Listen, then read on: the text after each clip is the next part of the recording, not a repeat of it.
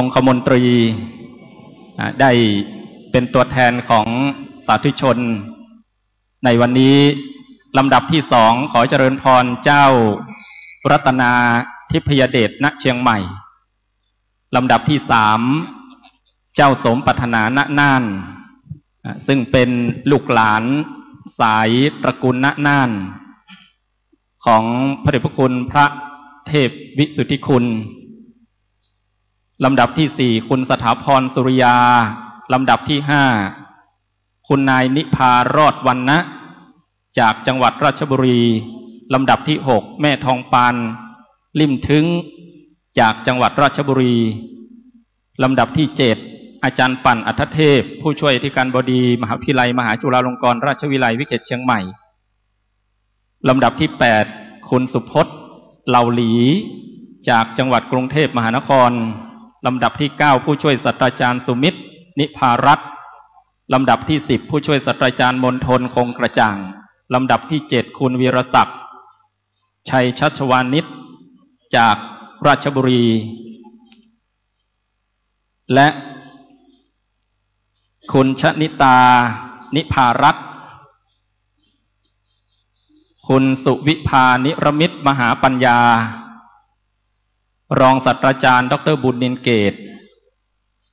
และคณะญาติโยมสาธุชนที่ร่วมคณะมากับท่านศาสตราจารย์เกียรติคุณนายแพทย์เกษมวัฒนชัยญาติโยมสาธุชนทุกท่านท่านอาจารย์ประสาทสุกเกษมอาจารย์คิรินหินคงช่วยแนะนำคุณโยมที่อยู่ภายในมณฑลพิธีบุญแห่งนี้ได้รับบุญด้วยกันทั่วหน้าด้วยการเป็นตัวแทนของลูกศิษย์ลูกหาศรัทธาสาธุชนร่วมกันประเคนเพราะพระสงฆ์ในวันนี้จากจังหวัดเชียงใหม่และจังหวัดใกล้เคียงจำนวน91รูปได้สวด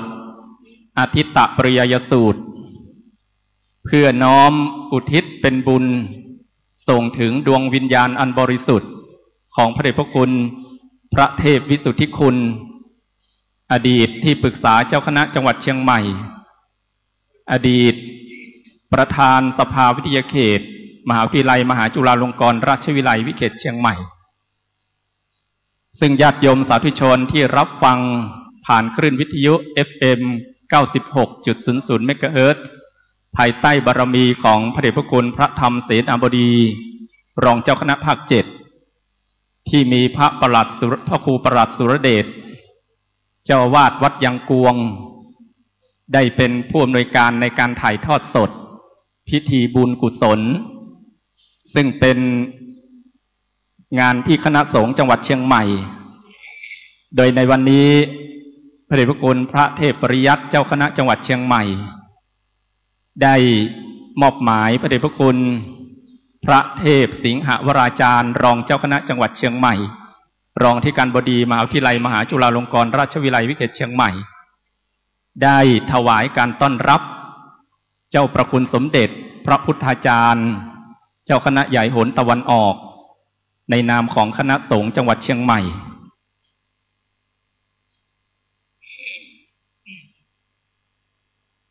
ในโอกาสนี้เพื่อให้เป็นบุญและเป็นสิ่งที่จะ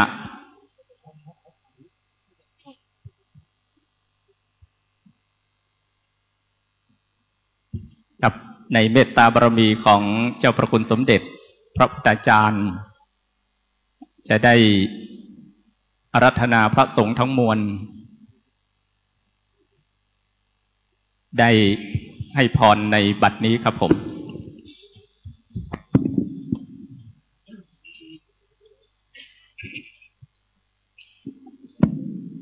ยะถาวาริวหาปุราปาริปุเรนติสาคลังเอวะเมวะอิโตทินังเปตานังอุปกัปปติอิชิตังปฏิตังตุมหังคิปะเมวะสมิจตุสัพเพ ปุเรนตุสังกปาจันโทปนรโสยถามณิโชติระโสยถาสัพพิติโยวิวัจจันตุสัพพะโรโควินาศตุมาเตภวัตวันตรายโยสุขีทีขายุโกภวสัพพิติโยวิวัจจันตุสัพพะโรโควินาศตุมาเตภวัตวันตรายโยสุขีทีขายุโกภวสัพพิติโยวิวัจจันตุสัพพะโรโควินาศตุมาเตภวัตวันตรายโยสุขีทีขายุโกภวะอภิวาทนาสิริสนิจังปัจจายโนจัตตารโอธรรมาทันติอายุวันโนสุขังภาลังอัฏฐสิเมอักขาสิเมยาติมิตตาสักขาจะเมเปตานังทักขินังทัจจาปุเพกตมโนสรังนาหิรุนังวาสุโกวายาวันยาปริเทวนานัตตังเปตานัมมัตทายะเอวังติทันติยาตโยอายัญจะโคทักขินาสังฆามิสุปฏิทิทาเทียคราตังหิกายัสสทานโสอุปกัปปติโสติธรรมโมจะยังนิทัสสิโตเปตานาปูชาจักตาอุราราหรันจะภิกขุนัมโนปทินนางตุมเหหิปุญญังปัจจุตังอนัปปกันติภวตุสัพพมังคลังรักขันตุสัพพเทวตาสัพพพุทธานุภาเวนัสสัทธาโสติยภวันตุเตภวตุสัพพมังคลังรักขันตุสัพพเทวตาสัพพธรรมานุเวนัสสัทธาโสติยภวันตุเตภวตุสัพพมังคลังรักขันตุสัพพเทวตาสัพพสังฆานุอาเวนัสสัทธาโสติภวันตุเตสาธุครับพิธีในการสวดอทิตตปริยยสูตรพุทธมนต์ในตอนบ่ายวันนี้ได้สิ้นสุดในโอกาสบัดนี้เพื่อน้อมลาพระรัตนตรัย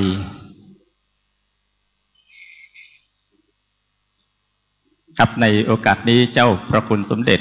พระพุทธจารย์จะได้เมตตาร่วมทำบุญในการพระราชทานเพลิงศพของพระเดชพระคุณ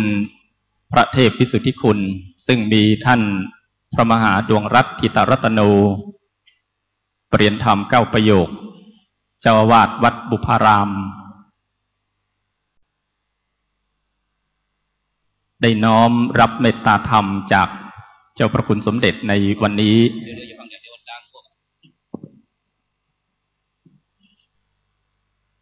ครับในโอกาสนี้คณะสงฆ์และสาธุชนจะขอน้อมวันทาตามแบบโบราณล้านนาเพื่อรับมงคลจากเจ้าพระคุณสมเด็จวันตามิพันเตสาพังอาปาราทังกามาทะเมพันเต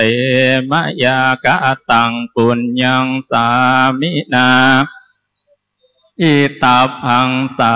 มินากะตังปุญญังไมหังตาตาพังสาธุสาธุอนุโมทามิสัพพะโรธัมมาวัฏฏันติอายุวันโนสุขังภะลังสาธุ